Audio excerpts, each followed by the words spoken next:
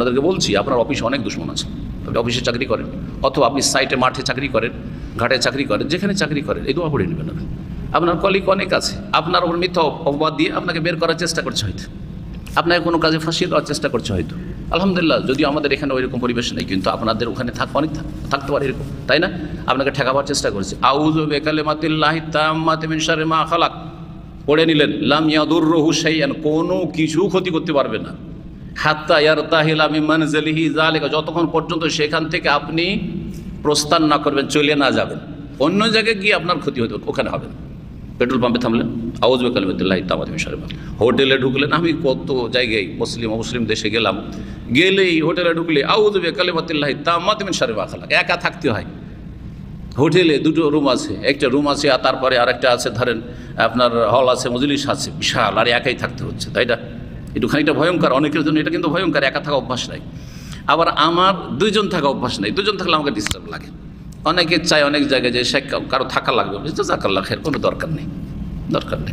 কখনো কখনো খুব বেশি যখন খুব আগ্রহ প্রকাশ করে, আর আমি জানি যে সে খুব বখলেস মানুষ, সে আমি আপনার কাছে থাকতে চাই। এটা মদিনায় গতবার হয়েছে, মদিনার সফরে এক ভাই জাযাকাল্লাহ খের খুব বেশি ভালোবাসে, বলছে শেখ আপনার সাথে সময় পাই না, তো এখানে বেডও আছে, তো আমি একটু আপনার কাছে থাকতে চাই, অনুমতি দিবেন? আমি থাকেন, জাযাকাল্লাহ খের, খুব ভালো, চলেন আমাকে ফজরের সাথে নিয়ে যাবেন, আপনি ভালো হবে।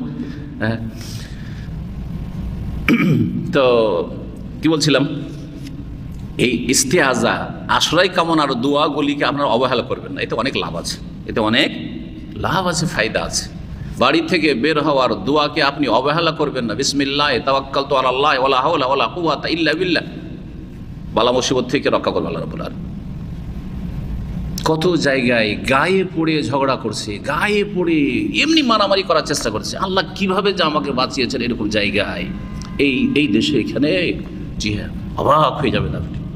এমনিতে আমার সাথে কয়েক ভাই আছে, সুবহানাল্লাহ, তাদের সাথে খারাপ আচরণ করা মানে আমি তো ওদের একজন আছি, চেষ্টা করছে রাস্তাতে সফরে অথবা এখানে, এমনকি কদরের রাত হইল, কত খারাপ লোক থাকে, কিন্তু আল্লাহ হেফাজত, আলহামদুলিল্লাহ রাব্বিল আলামিন। কথা হচ্ছে সকাল সন্ধ্যার জিকির আজকার, তারপরে এই যে বিভিন্ন সময়ের জিকির আজকারগুলি অত্যন্ত গুরুত্বপূর্ণ, এতে অনেক ফায়দা আছে। দুশমন হাসার সুযোগ পাবে না, একদিন মরতে হবে, এতে অসুবিধা নেই। খুব হাসে তো ওকেও মরতে হবে, ওর ওপরও কেউ হাসনেওয়ালা ওর চাইতে বেশি থাকবে, অথবা এর শাস্তি আল্লাহ ওকে দেবে, একদিন তো সবাইকে মরতে হবে, তাই না? কিন্তু কথা হচ্ছে যে দুশমনকে আল্লাহ রাব্বুল আলামিন বারবার হাসার সুযোগ দেবেন না, যদি আপনি ইস্তেআজা করেন, আল্লাহর কাছে পানা চান। এতগুলি কথা বললাম, এটা ফায়দা আছে বলে, কিন্তু আসল বিষয় এখানে রয়েছে যে যখন হাঁচি পড়বে আর আলহামদুলিল্লাহ বললো, তখন ফাসাম্মেথু শব্দটি এসছে, এর এখানে অর্থ হচ্ছে যে হাঁচির জবাব দাও। সাম্মেথু মানে হাঁচির জবাব দাও, মানে কি বললে জবাব দিতে হবে? ইয়ারহামুকাল্লাহ। একজন হলে, একটু আগে এক ভাই জিজ্ঞেস করছে ইয়ারহামুকাল্লাহ বলবো না ইয়ারহামুকুমুল্লাহ বলবো, জিজ্ঞেস করছিলাম। ইয়ারহামুকাল্লাহ, একজনের হাঁচি পড়েছে, সুতরাং ইয়ারহামুকাল্লাহ বলেন, আল্লাহ আপনার ওপর রহম করুন, দয়া করুন। একসাথে দুজন, তিনজন, পাঁচজনের হাঁচি পড়েছে একসাথে, সবার আলাদা আলাদা জবাব দিবেন ইয়ারহামুকাল্লাহ ইয়ারহামুকাল্লাহ ইয়ারহামুকাল্লাহ, নাকি এক গুলিতে 5 শিকার 10 শিকার করে ফেলেন আপনি, মানে ইয়ারহামুকুমুল্লাহ, আল্লাহ আপনাদের ওপর কি করুন? রহম করুন। জি হ্যাঁ, এইভাবে ফাসাম্মিথু। তো সম্মিথু কেন বলা হলো? হাঁচির জবাবকে সম্মিথু, অথচ সামাতা বা সম্মাতা, সামাতা মানে হচ্ছে দুশ্মন হাসা, সামাতাতুল আদা, দুশ্মন হাসা। তো যখন হাঁচি পড়বে আর ওই লোক আলহামদুলিল্লাহ বলল, তখন এই সামাতা শব্দটি বা সম্মাতা শব্দটি এই জন্য ব্যবহার করা হয়েছে। সামাতা মানে দুশ্মন হাসা, আর সম্মাতা মানে দুশ্মন হাসার সুযোগ না দেওয়া, দুশ্মন হাসার সুযোগ না দেওয়া। বাবে তাফইলে যখন যাই, তার কিছু বৈশিষ্ট্য আছে, তার একটি হচ্ছে যে এই সুযোগকে একবারে শেষ করে দেওয়া, সুযোগ না দেওয়া, শত্রু হাসার সুযোগ না দেওয়া। কেমন করে? শত্রু চায় যে আপনি অসুস্থ হন, দুশ্মন কি চায়?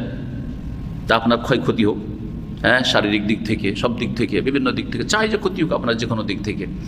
তো আপনার যখন হাঁচি পড়লো, এই হাঁচিটা যদি বেশি পরিমাণ হয় তো আপনি অসুস্থ, ঠিক না? আপনি অসুস্থ যদি হন, তাহলে দুশ্মন কি করবে? হাসবে। আলহামদুলিল্লাহ যখন এই লোকটি পড়লো যে এই যে আমার হাঁচি পড়েছে একবার বা দুবার, এটা আমার শরীর স্বাস্থ্যের জন্য উপকারী, সুতরাং আল্লাহর কি করলাম? প্রশংসা করলাম, শুকরিয়া দেখ, আলহামদুলিল্লাহ যে আমার মাথাটা হালকা হইলো, শরীরটা হালকা হইলো হাঁচি পড়ে, তাই না? তাহলে আরেকটা রহস্য এখানে শিখলেন যে হাঁচি পড়লো আবার আলহামদুলিল্লাহ কেন পড়বো? এই জন্য পড়বো যে হাঁচি পড়লে কি হলো, বিভিন্ন রকমের রোগের যে আশঙ্কা ছিল তা থেকে মুক্ত হলেন আপনি, এক দুইবার হাঁচি পড়লেন, বেশি হাঁচি না পড়লেন। বেশি যদি হাঁচি পড়ে তাহলে দুশ্মন হাসার সুযোগ, যে আপনি অসুস্থ হয়ে পড়েছেন, আপনার অ্যালার্জি সবসময় ধরে আছে, আর চোখ লাল হয়ে গেছে, আর হাঁচি পড়তে আছে, পেরেশান আছেন আপনি, দুশ্মন হাসবে না? হাসবে না? দুশ্মন হাসবে।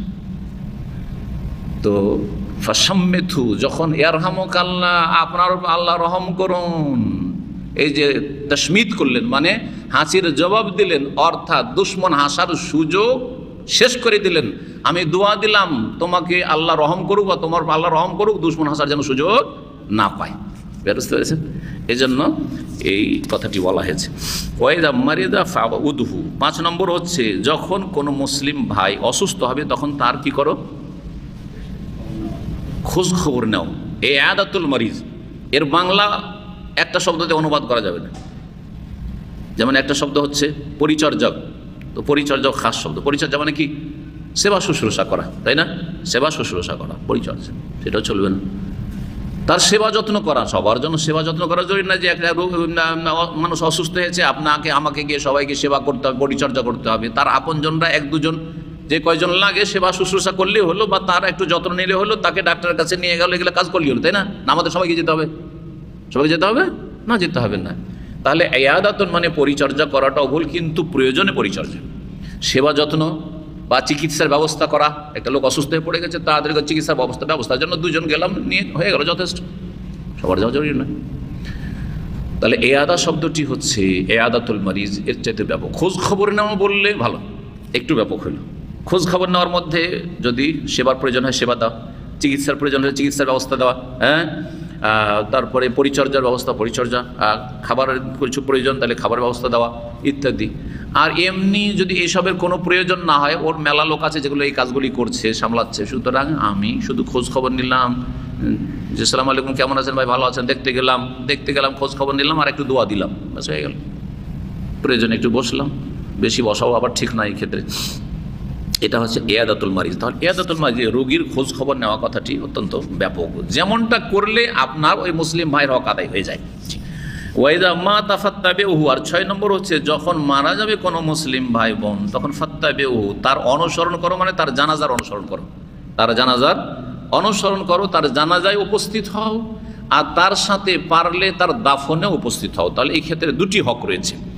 2টি হক আদায় করলে 2 কিরাত নেকি পাবেন, আর 1টি হক যদি আদায় করেন তো 1 কিরাত নেকি পাবেন। শুধু জানাজা পড়ে চলে আসলেন, যেমন সৌদি আরব মসজিদে জানাজা পড়ে চলে আসলেন, 1 কিরাত পেলেন, হক আদায় হয়ে গেল, মোটামুটি হক আদায় হলো। আপনি এই মাইয়াতের মৃত ব্যক্তির অনেক কাছের লোক, তাহলে শুধু 1টি হক আদায় করে আসবে, 2টি হক আদায় করবেন না, 2টি হক আদায় করবেন। দাফনেও কিছু লোককে যেতে হবে, আর সবাই যদি জানাজা পড়ে চলে আসেন দাফন কে করবে? সুতরাং যারা খুব কাছের লোক তারা দাফনেও শরীক হবে। রাওয়াহ মুসলিম, হাদিসটি সহিহ মুসলিমের।